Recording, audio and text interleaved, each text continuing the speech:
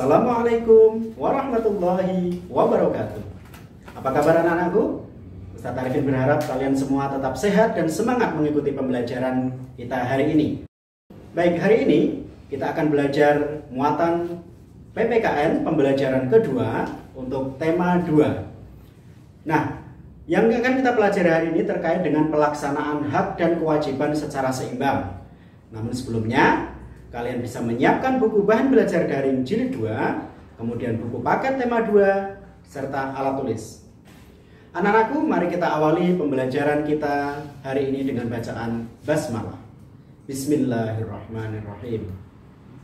Nah, apa yang akan kita pelajari hari ini? Nah, ada 2 hal yang harus kalian kuasai untuk belajar PPKN hari ini.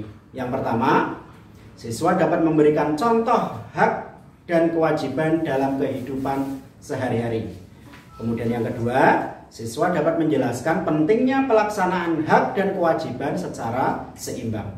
Untuk kata kunci pembelajaran kita hari ini adalah hak dan kewajiban. Nah, kita akan masuk pada pembahasan terkait dengan pelaksanaan hak dan kewajiban secara seimbang. Nah, yang akan kita bahas di sini yang pertama adalah terkait hak sebagai peserta didik. Nah, kalian semua adalah peserta didik atau sering disebut sebagai siswa. Nah, apa saja hak sebagai peserta didik? Nah, di sini Ustadz menyampaikan ada 3. Yang pertama adalah mendapatkan pembelajaran dari guru. Nah, meskipun dalam suasana pembelajaran jarak jauh, ya PJJ kali ini di masa pandemi ini, kalian tetap mendapatkan hak untuk mendapatkan pembelajaran dari guru. Kemudian yang kedua, kalian juga memiliki kesempatan untuk bertanya saat proses belajar mengajar, baik melalui WhatsApp ataupun telepon dan lain sebagainya. Itu adalah hak kalian sebagai peserta didik. Kemudian yang ketiga adalah mendapatkan nilai hasil belajar. Nah, selanjutnya adalah kewajiban sebagai peserta didik. Nah, ini penting untuk dicermati. Kewajiban yang pertama kalian sebagai peserta didik adalah belajar dengan sungguh-sungguh. Kemudian yang kedua, menjaga ketertiban saat proses belajar mengajar.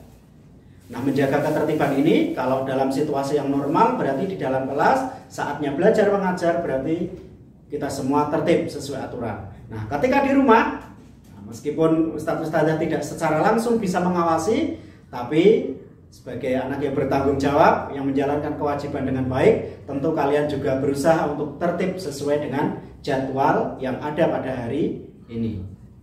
Nah, kemudian kewajiban sebagai peserta didik yang ketiga adalah menghormati guru.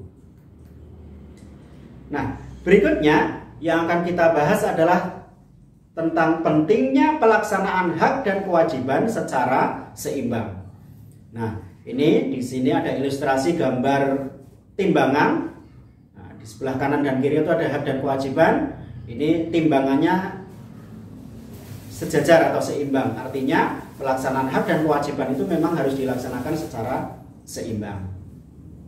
Nah, bagaimana maksudnya? Nah, jadi hak dan kewajiban itu harus dilaksanakan secara seimbang. Nah, keseimbangan di sini maksudnya bahwa semestinya kewajiban itu hendaknya dilaksanakan sebelum menuntut hak. Jadi mestinya kita melaksanakan kewajiban dulu, baru kita bisa menuntut hak kita untuk dipenuhi. Kemudian pelaksanaan hak dan kewajiban dikatakan seimbang apabila hak yang diperoleh seseorang disertai pelaksanaan kewajiban secara bertanggung jawab. Nah, itu anak-anak. Nah, kita akan masuk pada aktivitas siswa. Untuk aktivitas siswa, Ustadz mengambil dari buku tema, ya, buku tematik tema 2 halaman 133 sampai 134. Nah, bisa kalian cermati baik di buku tema maupun di buku bahan belajar daring. Untuk petunjuk pengerjaannya, yang pertama, silakan kalian baca teks bacaan berjudul Kewajiban dan Hak Kita Terhadap Lingkungan. Ini ada pada buku paket halaman 133. Kemudian yang kedua, jawablah pertanyaan yang ada di bawah teks bacaan tersebut. Nah, untuk menjawabnya, kalian bisa menuliskan jawabanmu itu pada buku bahan belajar daring halaman 6 sampai 9. Jadi jawabanmu kamu tulis di buku bahan belajar daring, ya, halaman 6 sampai 9. Setelah kalian finish atau selesai menyelesaikan aktivitas siswa, kalian bisa lanjutkan dengan mengerjakan latihan soal pengayaan pada buku bahan belajar daring halaman 7 sampai 8. Nah, setelah selesai semua, baru kalian bisa mengisi lembar capaian pemahaman siswa atau LCPM pada buku bahan belajar daring halaman 9. Nah, baik anak-anakku, itu saja materi untuk kesempatan hari ini. Mudah-mudahan bermanfaat. Apabila masih ada yang belum jelas, bisa diputar ulang videonya atau bisa membaca-baca buku paket dan buku bahan belajar daring, atau bisa juga kalian bertanya langsung kepada Ustadz Arifin. Nah, untuk kesempatan kali ini, apabila Ustadz ada kekurangan, Ustadz minta maaf. Kita akhiri pembelajaran hari ini dengan bacaan hamdalah. Alhamdulillahirabbil alamin. Wassalamualaikum warahmatullahi wabarakatuh.